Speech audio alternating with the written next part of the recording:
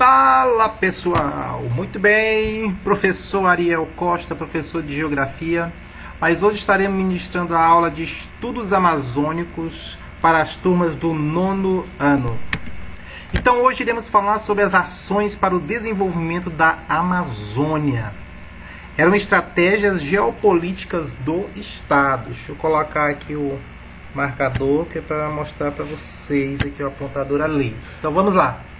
O povoamento efetivo da região amazônica deu-se somente com a Revolução Industrial, que promoveu o ciclo da borracha entre 1840 e 1920, tá?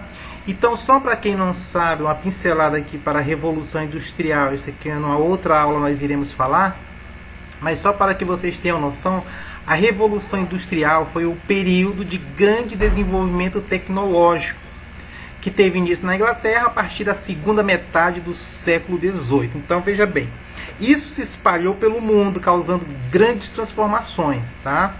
A Revolução garantiu o surgimento da indústria e consolidou o processo de formação do capitalismo nessa época, ok? Então veja bem, a ocupação da região amazônica ocorreu a partir de ações externas, principalmente as fortes intervenções do Estado. Quando fala assim, ações externas de fora para dentro, de fora da região amazônica para dentro da região. No caso, o Estado, que representa o governo federal. No período de 1930 a 1945, durante a gestão do presidente Getúlio Vargas, ele estimulou o quê? A chamada Marcha para o Oeste. Era um incentivo que ele dava para as pessoas virem ocupar a região amazônica. Então aqui nós temos, eu coloquei aqui uma imagem para vocês, que era, na época o governo usava essa imagem aqui nos jornais locais, tá? Que era Vida Nova na Amazônia. Então as pessoas olhavam e viam as árvores lindas, verdejantes, casas, arbustos, falavam, nossa, eu vou para a Amazônia porque lá é lindo. Ele fazia uma propaganda para que as pessoas viessem morar aqui na região amazônica. Então assim, para atrair as pessoas, ele criou um nome chamado o Novo Eldorado. Tá? O que é o Novo Eldorado? Eldorado é uma lenda de uma cidade de ouro, uma cidade perdida no meio da mata, assim como muitos espanhóis vieram na região amazônica procurando essa tal cidade Novo Eldorado, uma cidade de ouro. Então ele criou o Novo Eldorado, que era uma vida nova na região amazônica, era uma forma de incentivar as pessoas a ocuparem a Amazônia, com promessas de quê? De terras férteis, riquezas, e assim pessoas de todo o Brasil vinham para a Amazônia procurando esse lugar lindo e maravilhoso que ele colocava, estampava nos jornais e revistas da época. Então vamos lá, a Marcha para o Oeste, esse foi o nome que o governo criou, tá? Então a Marcha para o Oeste fez parte do programa de colonização do governo, qual governo? Getúlio Vargas, tá? A intenção era ocupar os vazios demográficos. Demográfico fala de demografia. Então fala assim, vazios demográficos do país, a região amazônica existia poucas pessoas que habitavam aqui na região. Era um vazio demográfico, um vazio de pessoas, quase não tinha ninguém. Era uma área vazia. Então ele tinha medo de perder esse território, aí ele criou esse programa Marcha para o Oeste para ocupar os vazios demográficos do país. Ainda nesse período foram criados territórios federais do Amapá, do Acre, Guaporé, Ponta Porã e Iguaçu. Vou mostrar os mapas mais na frente para que vocês possam entender como que foram criados esses territórios federais. Então aqui, ó, no ano de 1941, observe que as regiões que existiam era a região norte, o Maranhão aqui, ó, pertencia à região norte, Piauí, tudo pertencia à região norte, tá? Aí tinha o Nordeste, que era apenas Ceará, Rondônia, Pernambuco, Paraíba e Alagoas. Aí tinha a região Este, que era Bahia, Espírito Santo, tá? Rio de Janeiro e São Paulo. A região Centro, que era o Mato Grosso, Goiás, Minas Gerais. E a região Sul, que pegava Rio Grande do Sul, Santa Catarina, Paraná e esses daí, tá? Então esse mapa é de 1941. Quando foi no ano de 1945, ele criou esse outro marca o território, tá? Que tinha a região norte, nordeste ocidental, nordeste oriental, leste setentrional, leste meridional, centro-oeste e sul, tá? Se vocês têm dificuldade para decorar hoje as 5 regiões brasileiras, agora imagine o tanto que tem aqui, né? Era meio complicado. Então observe que o Amapá era território do Amapá, tá? Aqui território do Rio Branco, território do Acre, território de Guaporé, território de Ponta Porã e território de Iguaçu. No ano de 69 criou já as 5 regiões que tem hoje, tá? Norte, Nordeste, Sudeste, Centro-Oeste e Sul. Porém continuava com território de Rondônia, território de Roraima, território do Amapá.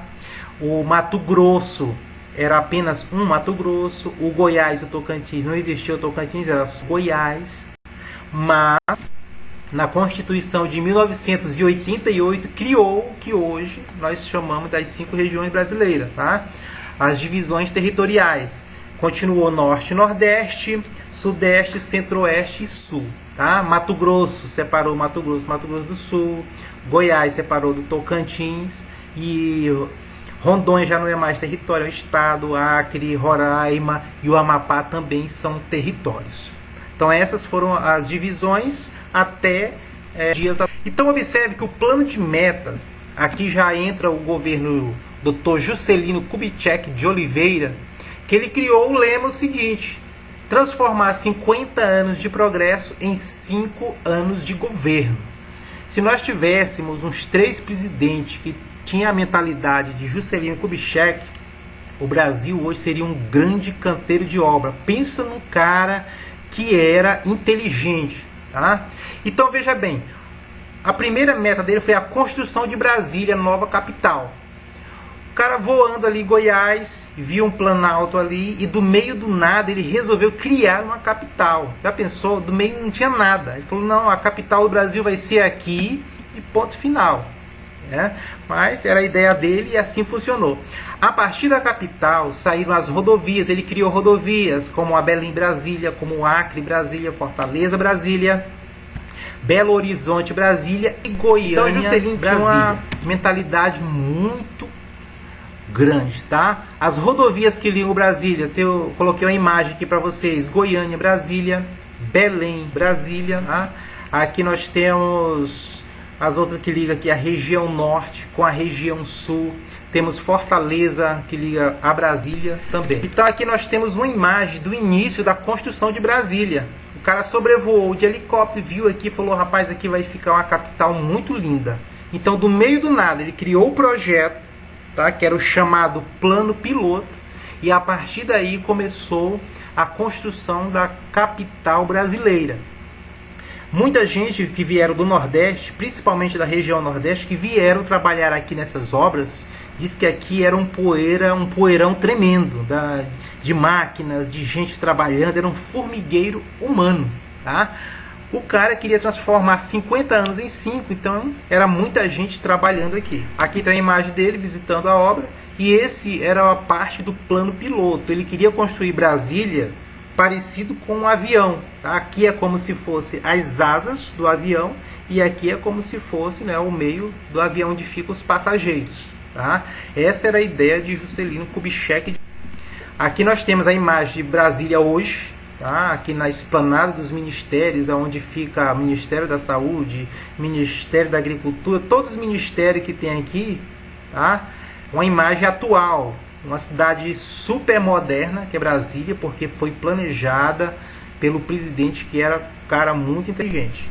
Aqui é a imagem de hoje, da esplanada dos ministérios, Brasília, como ficou nos dias atuais, tá? Brasília é considerada uma das cidades mais modernas do mundo, porque foi planejada, quase não tem engarrafamento, porque uma cidade planejada, tem túneis, tem viadutos e assim sucessivamente.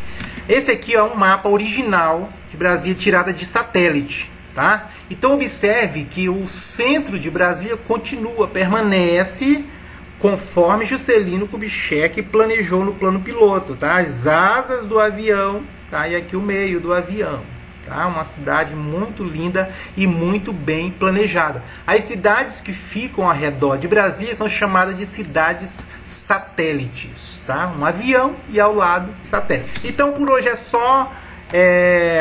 Não esqueça de ir lá se inscrever no nosso canal, tá? Dá um likezinho lá, gostei, ou se não gostou, tá? Coloca a sua sugestão para melhorarmos a nossa aula de estudos amazônicos. Até a próxima aula, galera!